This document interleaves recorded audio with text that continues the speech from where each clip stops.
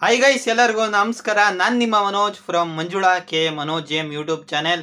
Guys, KCET result ಇವತ್ತು announce ಆಗಿದೆ. ಎಷ್ಟೊಂದು ಜನ ಚೆನ್ನಾಗಿ ಆಗಿರ್ಬೋದು, ಎಷ್ಟೊಂದು ಜನ ಚೆನ್ನಾಗಿ ಆಗಿಲ್ದೇನೆ ಇರ್ಬೋದು. ಫಸ್ಟ್ ಆಫ್ ಆಲ್, ಚೆನ್ನಾಗಿ ಆಗಿರೋರಿಗೆ ಕಂಗ್ರ್ಯಾಚುಲೇಷನ್ ಹೇಳ್ತಾ ಈ ಒಂದು ವಿಡಿಯೋನ ಶುರು ಮಾಡೋಣ.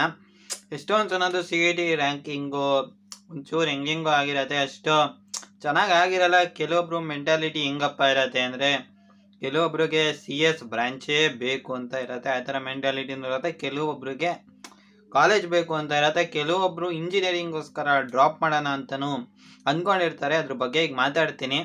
ಗುರು, ನಿಮ್ಮದು first of all CET result ಚೆನ್ನಾಗಾಗಿಲ್ಲ ಅಂದರೆ, ನಿಮಗೆ ಬ್ರಾಂಚೇ ಸ್ಪೆಸಿಫಿಕ್ ಆಗಬೇಕು ಅಂತ ಅಂದರೆ, ನನಗೆ ಕಾಲೇಜ್ ಅಷ್ಟು ಮ್ಯಾಟರ್ ಆಗಲ್ಲ ಗುರು. ನಾನು ಹೊರಗಡೆ ಎಲ್ಲ ನೋಡ್ಕೊತೀನಿ ಆಫ್ ಕ್ಯಾಂಪಸ್ಸಲ್ಲೇ. ಅಂದರೆ ಆಫ್ ಕ್ಯಾಂಪಸ್ ನಿಜ ಕಷ್ಟ ಇದೆ, ಬಟ್ ನಿಮ್ಮ ಮೆಂಟಾಲಿಟಿ ಹೆಂಗಿದ್ರೆ ನೀವು ಯಾವುದೇ ಕಾಲೇಜನ್ನ ಚೂಸ್ ಮಾಡ್ಕೊಂಡು, ಬಟ್ ನೀವು ವರ್ಕ್ ಮಾಡಬೇಕಾಗತ್ತೆ. ನಿಮಗೆ ಇವಾಗ 4 ತಿಂಗಳು ಗ್ಯಾಪ್ ಸಿಗ್ಬೋದು. ಇನ್ನು ಆ ಗ್ಯಾಪಲ್ಲೇ ಗುರು IT ಫೀಲ್ಡಲ್ಲಿ ಗುರು ಬೇಗ ಒಂಚೂರು ಪ್ಲೇಸ್ಮೆಂಟ್ ಹೋಗುತ್ತೆ, ದುಡ್ಡು ಚೆನ್ನಾಗಿದೆ. ಹೇಳೋದಾದರೆ ನೋಡಿ, ಇವರು ಯಾವುದಾದ್ರು ಪ್ರೋಗ್ರಾಮಿಂಗ್ ಲ್ಯಾಂಗ್ವೇಜ್ ನೀವು ಸಿನಾರು ಕಲಿಬೋದು, C++, ಪೈಥಾನ್, ಜಾವಾ ಯಾವುದಾದ್ರು ಒಂದೊಂದು ಪರ್ಫೆಕ್ಟಾಗಿ ಕಲೀರಿ. ನೀವು ಎಲ್ಲನೂ ಮಾಡಿ, ಅದರಲ್ಲೇ ಡೇಟಾ ಸ್ಟ್ರಕ್ಚರ್ಸ್ ಆ್ಯಂಡ್ ಅಲ್ಗಾರಿದಮ್ಸ್ ಮಾಡಿ, ಅಂದರೆ DSA ಮಾಡಿ, ಅಂದರೆ ಕಂಪ್ಲೀಟಾಗಿ ನೀಟಾಗಿ ಅದರಲ್ಲೇ ಮಾಡಿ. ಇಲ್ಲ ಗುರು, ನನಗೆ ಇದೇ ಕಾಲೇಜಲ್ಲಿ ಇದೇ ಬ್ರ್ಯಾಂಚ್ ಬೇಕು, ಬಟ್ ಚೇಂಜ್ ಆಫ್ ಬ್ರ್ಯಾಂಚ್ ಮಾಡ್ಕೊಂಡು ಹೋಗ್ತೀನಿ ಅಂತ ಅಂದರೆ ನಿಮ್ಮ ರ್ಯಾಂಕಿಂಗ್ ಏನೋ ಒಂಚೂರು ಚೆನ್ನಾಗಿರಲ್ಲ. ಬಟ್ ನಿಮ್ಮ ಹತ್ರ ಗುರು ಏನೇನು ಬೇಕೆಲ್ಲ ಇದೆ. ಏನೋ CET ಚೆನ್ನಾಗಾಗಲಿಲ್ಲ ಅಥವಾ ಬೋರ್ಡ್ ಚೆನ್ನಾಗಾಗಲಿಲ್ವೋ, ಏನೋ ಪ್ರಾಬ್ಲಮ್ ಆಯಿತು, ನೀವು ಅದ್ರ ಬಗ್ಗೆ ಮತ್ತೆ ತುಂಬ ಯೋಚನೆ ಮಾಡಿಕೊಂಡ್ರೆ ಏನು ಕೆಲಸನೂ ಆಗೋಲ್ಲ. ನೆಮ್ಮದಿಯಾಗಿ ಏನಪ್ಪ ಮಾಡಿ ಅಂದರೆ, ನಿಮ್ಗೆ ಯಾವ ಕಾಲೇಜ್ ಬೇಕೋ ಆ ಕಾಲೇಜ್ ಹಾಕ್ಕೊಡಿ.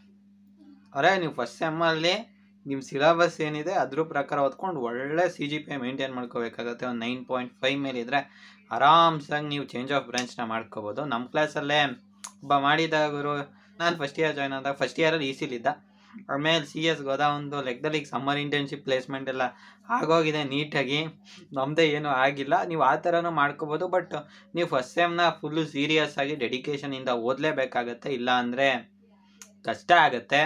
ಆಮೇಲೆ ಗುರು, ಇಂಜಿನಿಯರಿಂಗೋಸ್ಕರ ಡ್ರಾಪ್ ಮಾಡೋದು ಏನು ಅಂತ ನನ್ನ ಅನಿಸಿಕೆಗೆ ಹೇಳೋದಾದರೆ ಗುರು, ನೀವು JEE ಏನಾದ್ರು ಓದ್ತಿದ್ರೆ ನೀವು ಡ್ರಾಪ್ ಮಾಡೋದ್ರಲ್ಲಿ ಅರ್ಥ ಇದೆ. CETಗೆ I think it's not necessary ಅಂತ ಅನ್ಸುತ್ತೆ. ಯಾಕಪ್ಪ ಅಂದರೆ ನೆಕ್ಸ್ಟ್ ಇಯರ್ ಇನ್ನೂ ಕಾಂಪಿಟೇಷನ್ ಇನ್ಕ್ರೀಸ್ ಆಗೇ ಆಗುತ್ತೆ ಆ್ಯಸ್ ಯೂಶ್ವಲ್.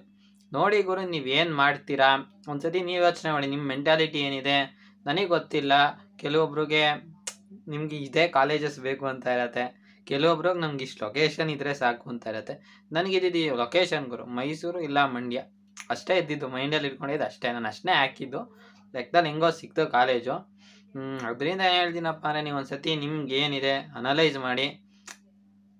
ಮತ್ತು ಇನ್ನೊಂದು ಮ್ಯಾನೇಜ್ಮೆಂಟ್ ಹೋಗ್ಬೋದು ಗುರು, ಬಟ್ ದುಡ್ಡು ಹೆವಿ.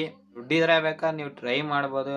ನನಗೆ ಇದೇ ಕಾಲೇಜ್ ಬೇಕು ಗುರು, ಇದೇ ಬ್ರ್ಯಾಂಚ್ ಬೇಕು ಗುರು, ನಾನು ಪ್ಲೇಸ್ಮೆಂಟಾಗಿ ನಾನು ಎಲ್ಲ ಮ್ಯಾನೇಜ್ ಮಾಡ್ಕೋತೀನಿ ಅನ್ನೋ ಕಾನ್ಫಿಡೆನ್ಸ್ ಇದ್ದರೆ ನೀವು ಮಾಡ್ಕೋಬೋದು. ಇಲ್ಲ ಅಂದರೆ ಅದೊಂಥರ ಅದು ಗುರು ಎಲ್ಲರಿಗೂ ಆಗಲ್ಲ ಮ್ಯಾನೇಜ್ಮೆಂಟ್ CETಯಿಂದ.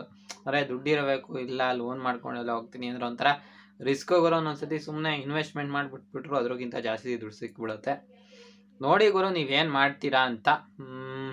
ನೆಕ್ಸ್ಟ್ ಏನಾದ್ರು ಡೌಟ್ಸ್ ಇರ್ತಾರೆ ಕಾಮೆಂಟ್ ಸೆಕ್ಷನಲ್ಲಿ ಕಮೆಂಟ್ ಮಾಡಿ, ನಾನು ವೀಡಿಯೋ ಮಾಡೋಕ್ಕೆ ಟ್ರೈ ಮಾಡ್ತೀನಿ. ಇಲ್ಲ ಅಲ್ಲೇ ಕಮೆಂಟ್ಸಲ್ಲೇ ರಿಪ್ಲೈನ ಕೊಡ್ತೀನಿ. ಈ ಒಂದು ವಿಡಿಯೋ ಬಗ್ಗೆ ನಿಮ್ಗೇನು ಅನಿಸುತ್ತೆ ಕಾಮೆಂಟ್ ಮಾಡಿ. ಜೊತೆಗೆ ನೀವು ಇನ್ನೂ ನಮ್ಮ ಚಾನಲ್ಗೆ ಸಬ್ಸ್ಕ್ರೈಬ್ ಆಗದೆ ಹೋದರೆ ದಯವಿಟ್ಟು ಸಬ್ಸ್ಕ್ರೈಬ್ ಆಗಿ, ಜೊತೆಗೆ ಪಕ್ಕದಲ್ಲಿರುವ ಬೆಲ್ ಐಕಾನನ್ನು ಕ್ಲಿಕ್ ಮಾಡಿ ಗೈಸ್.